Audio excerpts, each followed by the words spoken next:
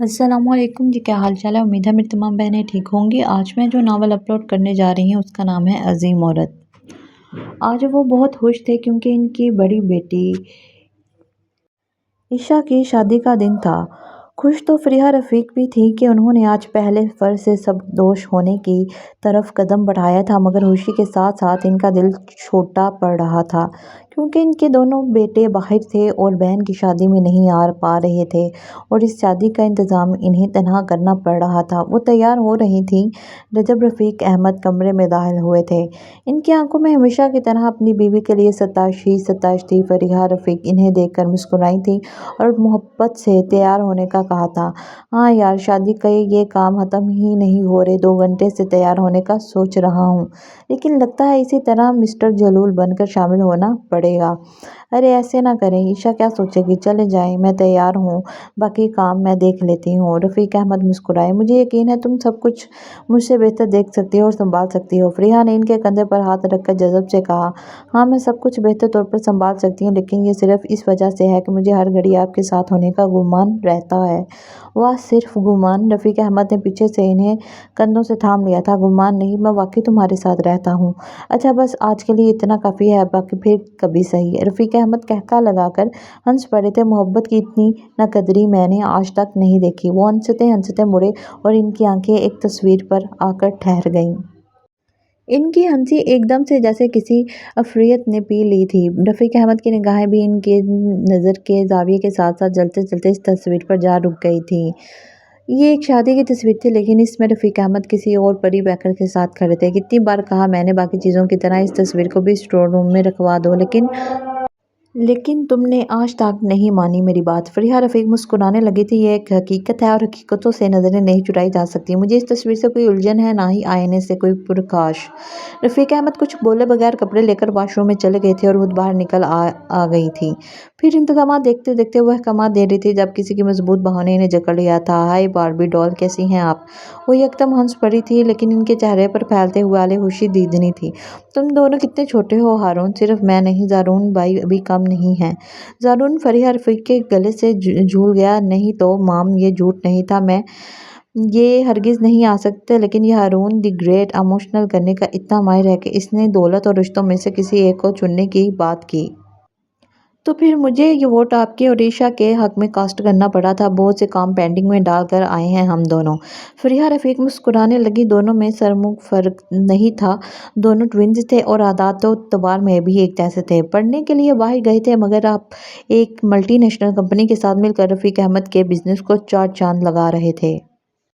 मुलाजिम इनका सामान उठाकर ऊपर मंजिल में ले गया और शो शूटिंग था। ज़ारून रफ़ीक पार्टी में आने वाली लड़कियों की ड्रेसिंग पर जुमले कस रहा था और ये इसकी शुरू की आदत थी, जिस पर कभी कभी फरीहा कह देती ये बिल्कुल अपने बाबा पर गया है।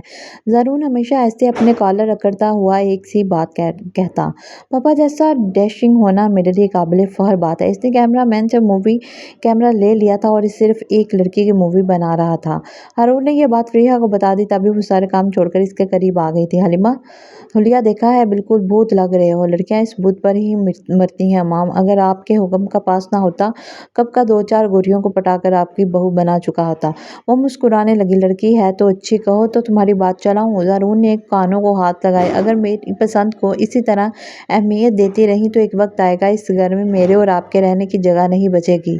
बहुओं का जुम्मा बाजार लग जाएगा। हाथ होला मेरे यार, कुछ मेरा भी ख्याल। हारून कब नहा धोकर नीचे आ गया, फरीहा को पता भी नहीं चला था। ये बच्चा है बिल्कुल मेरी तरह, हर काम जिम्मेदारी और वक्त पर करने वाला। ज़ारून माँ के गले में झूल गया था। बस शुरू से आप हारून को मुझ पर फोके देकर मुझे झल्ला बनाकर रोस्ट कर देती हैं। लम्हा भर रुक कर शरारत से बोला, अगर मुझे पता ना होता तो आप ये मुझे जलाने के लिए कहती हैं तो मैं कब का हारून को जहर देकर मार चुका होता।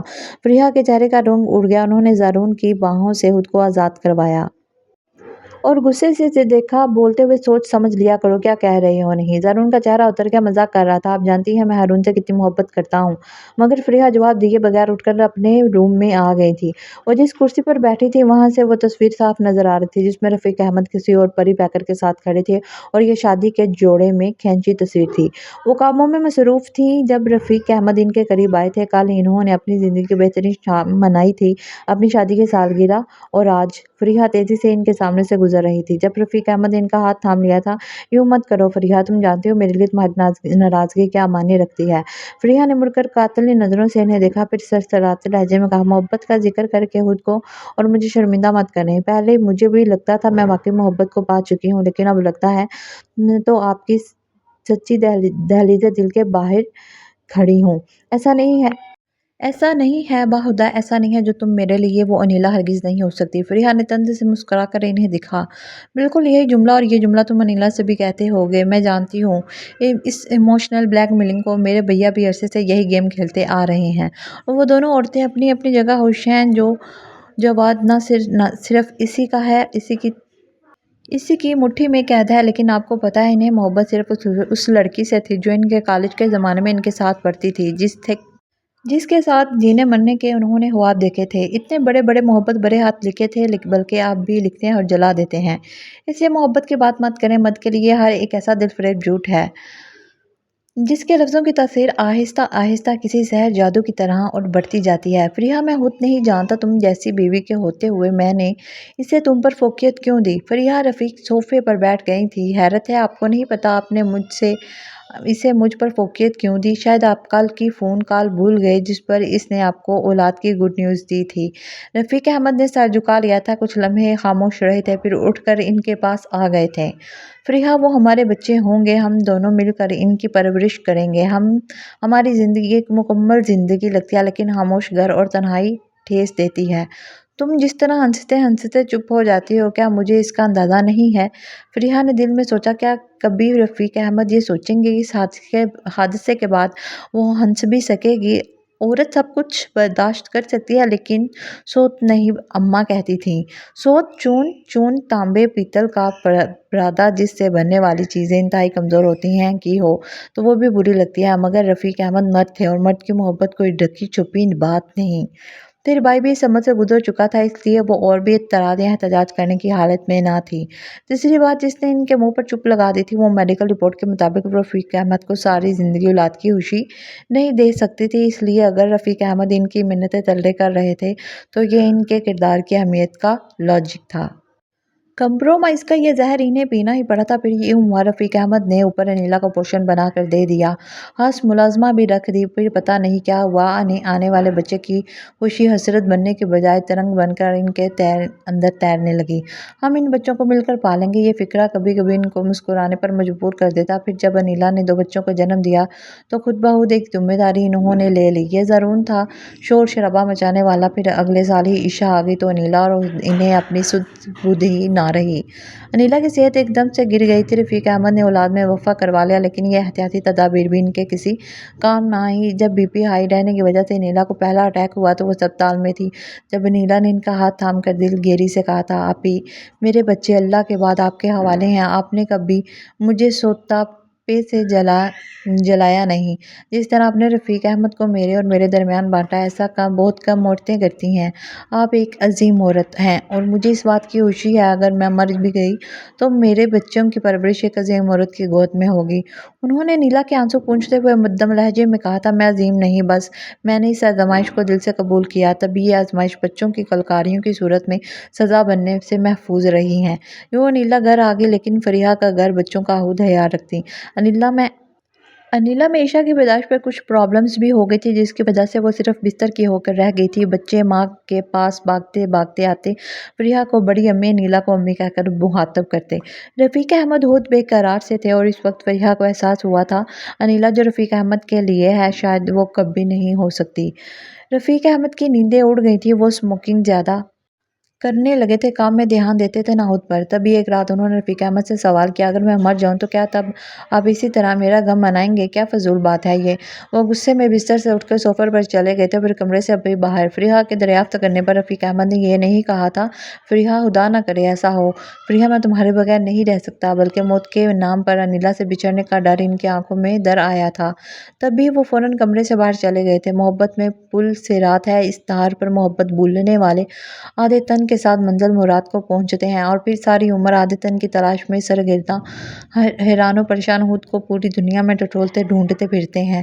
پھر یہ گم ہو جانے والا حصہ پھر کبھی نہیں مل پاتا، اور آج ان کا یہی آدھا تن گم ہو گیا تھا۔ انیلا کی دیکھ بھال اس لیے کرنے لگی تھی تاکہ ان کا شوہر ان کی اس ریاضت کی قدر کرے۔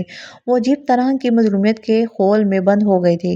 اس دن انیلا کی طبیعت بہت خراب ہو گئی تھی، وہ اس کی دوائیں ڈھونڈ رہی تھی۔ انہوں نے رفیق احمد کو ایمبولینس کے ساتھ کال کر لی تھی اور انیلا کی اکڑی سانسیں وہ گھبرا گئی تھی۔ تم نے ٹیبلٹ ختم ہونے کا نہ مجھے بتایا نہ رفیق احمد کو۔ انیلا ان کا ہاتھ پکڑے روئے جا رہی تھی۔ پھر ایمبولینس اور رفیق احمد ایک ساتھ آئے۔ انیلا کو اسپتال لے جایا گیا مگر ہارٹ اٹیک بہت شدید تھا۔ یوں محض 24 گھنٹوں میں انیلا نے دنیا کو خیر آباد کہہ دیا تھا۔ رفیق احمد نے سب کام صبر سے کیا مگر رات کو میلے میں گم کسی بچے کی طرح ان کی گود میں سر رکھ کر لیٹے تو آسمان زمین ایک کر کے روئی تھی۔ میں کیسے بھول گیا اتنی اہم بات۔ ہاں اس نے لسٹ دی، سب چیزیں لے آیا، بس اس کی اتنی ضروری ٹیبلٹ بھول گیا۔ میں اتنا غیر ذمہ دار کیسے ہو گیا۔ وہ خاموش رہی تھی اور پھر تینوں بچوں کی ذمہ داری ان کے سر پر آ گئی تھی۔ انہوں نے رفیق احمد کے ساتھ اس ذمہ داری کو پورے دل سے نبھایا تھا اور آج اس ذمہ داری کی سب سے خوبصورت قسط کی ادائیگی تھی۔ اوف تم یہاں بیٹھی ہو اور میں تمہیں پورے گھر میں ڈھونڈ رہا ہوں۔ زرون کہہ رہا تھا کہ تم اس کی کسی بات سے خفا ہو گئی ہو، باہر پریشان کھڑا ہے۔ رفیق احمد نے فریحہ کو سمیٹ لیا تھا اور اندر ہی اندر کوئی بات تھی جو انہیں رلا رہی تھی۔ مجھے معاف کر دو انیلا، مجھے معاف کر دو۔ ان کے سامنے ان کا ماضی ابھی تک کمرے میں سانس روک کے کھڑا تھا۔ فریحہ اس منظر میں خود کھڑی تھی۔ انہوں نے لسٹ بنا کر رفیق احمد کے ہاتھ میں تھمائی تھی، وہ جو ناشتے کی ٹیبل پر بھول آئے تھے۔ تھینکس، یہ سب بہت ضروری تھا۔ میں بہت غیر ذمہ دار ہوتا جا رہا ہوں۔ وہ مسکرائی تھی۔ وہ انیلا کے لیے پرہیزی کھانا بنوا رہی تھی۔ یہ تیسرے دن کی دوپہر تھی جب انہوں نے انیلا کی آواز سنی تھی۔ فریحہ اتنا خیال کرنے لگی تھی کہ انیلا کا کہ رفیق احمد نے کل وقتی نرس کو ہٹا کر جزوی وقتی نرس رکھ لیا تھا، اور اب انیلا کی چیخیں وہ اندر پریشانی سے انیلا کے تکیے کے نیچے درازوں میں ٹیبلٹ ڈھونڈ رہی تھی۔ سین بدلا تھا۔ وہ واش روم میں آ گئی تھی اور دراز میں سے اٹھائی دوا کی بوتل کو ٹوائلٹ میں بہا دیا تھا۔ پانی کے ایک جھٹکے سے گولیاں غائب ہو گئی تھیں۔ ان کے چہرے پر شاطرانہ مسکراہٹ تھی۔ انیلا تکیے کے نیچے یہاں وہاں میڈیسن ڈھونڈ رہی تھی۔ جب وہ کمرے میں واپس آئیں وہ چکرا کے گرنے والی تھی۔ انہوں نے اسے بیڈ پر بٹھایا تھا اور وہ بے قراری سے بولی تھی، آدھی بوتل تھی، اس لیے میں نے وہ لسٹ میں وہ نہیں لکھی، پتہ نہیں کہاں گئی۔ تم پریشان نہیں ہو، میں پھر سے دیکھتی ہوں۔ انہوں نے پھر سے دراوے کھنگالے شروع کر دی تھی اور یہ خالی بوتل دیکھ کر انیلا کی اکڑی سانسیں اور بے ترتیب ہونے لگی تھی۔ میں بھاگ کر لے کر آ جاتی ہوں دوا۔ نہیں ابھی، اس وقت مجھے اکیلا چھوڑ کر مت جائیں۔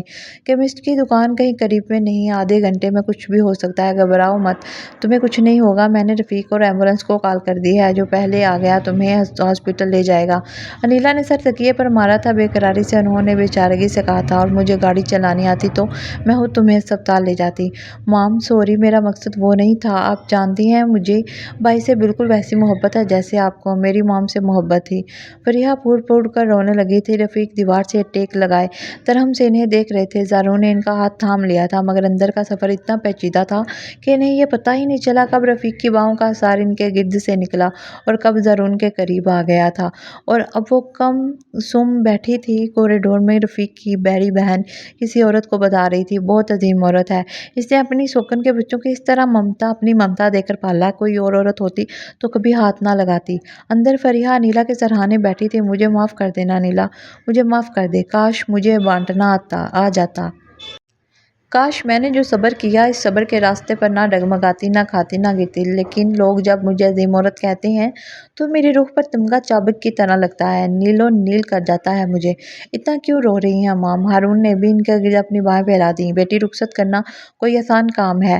نند نے بھی ان کے سر ہاتھ رکھ کر دعا دی تھی۔ بڑی ہونے کے باوجود ان کی عظمت کو سلام کیا تھا اور وہ خود اپنی روح کے گرد چکر کاٹ رہی تھی، اور روح کا بس ایک ہی نعرہ تھا، معاف کر دے انیلا، اللہ کے واسطے مجھے معاف کر دے۔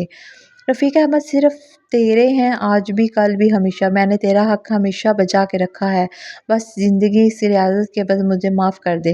رفیق احمد ان کی آنکھوں میں ان کا اور صرف ان کا عکس جھلملا رہا تھا، لیکن فریحہ کو یہ جیت ہی اپنی سب سے بڑی شکست جیسی لگتی تھی۔ تو میری پیاری بہنوں، یہ تھا میرا آج کا چھوٹا سا ناول۔ امید ہے آپ کو ضرور پسند آیا ہوگا۔